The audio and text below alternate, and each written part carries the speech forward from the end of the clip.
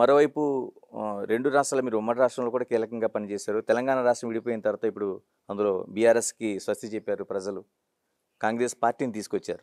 మీరు కూడా ఇక్కడ రాజకీయాలను అబ్జర్వ్ చేస్తూనే ఉంటారు. ఎందుకంటే మీకు 2 రాష్ట్రాలు వేరు వేరు ఏం కాదు. ఎందుకు ఉమ్మడి రాష్ట్రాల్లో పనిచేశారు. ఎలా అనిపిస్తుంది ఇక్కడ రేవంత్ రెడ్డి పాలన కావచ్చు, లేకపోతే కాంగ్రెస్ ప్రయాణం కావచ్చు? ఇదంతా వీళ్ళ పైన లవ్ లాస్ట్ ఏం లేదు. ఇవాళ వచ్చినటువంటి ప్రభుత్వాలపైన లవ్ లాస్ట్ లేదు. ఆ ప్రభుత్వాలపై ఉన్న వ్యతిరేకత వీళ్ళకి లవ్ లాస్ట్ అయింది.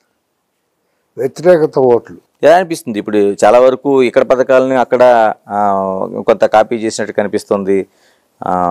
అంటే ఎక్కువ ఒక ప్రయాణం జరుగుతుంది. ఏమనిపిస్తుంది మీకు ఇక్కడ రేవంత్ రెడ్డిని అబ్జర్వ్ చేస్తున్నారు మీరు? రేవంత్ సిన్సియర్గానే ప్రయత్నం చేస్తున్నాడు. రాగద్వేషాలకు అతీతంగానే ప్రయత్నం చేస్తున్నాడు. సీనియర్లను అందరినీ కలుపుకొని పోతున్నాడు. ఇతర పార్టీ వాళ్ళు కూడా కలుపుకొని పోతున్నాడు. తెలివిగా చేసుకుంటున్నాడు. మరి అది ఎంతవరకు ఆచరణలోకి వస్తుందనేది చూడాలి, వెయిట్ చేసి చూడాలి. అతని ప్రయత్నం అతను సిన్సియర్గా చేస్తున్నాడు.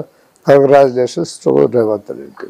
సార్, మీరు పేరుకు జేసీ దివాకర్ రెడ్డి, కానీ ఎప్పుడు కూడా మీరు కులాలకు సంబంధించిన దాన్ని ఏదో రూపంలో వ్యతిరేకిస్తూనే ఉంటారు. అది ఎక్కడి వరకు ఉండాలో అక్కడి వరకే ప్రయాణం చేయాలని మీరు చాలా సందర్భాలు చెప్పిన మాటలు ఉంటాయి. ప్రత్యేకంగా ఆంధ్రప్రదేశ్కి సంబంధించి అంటే మిగతా సమయాల్లో కలిసి ఉంటారు.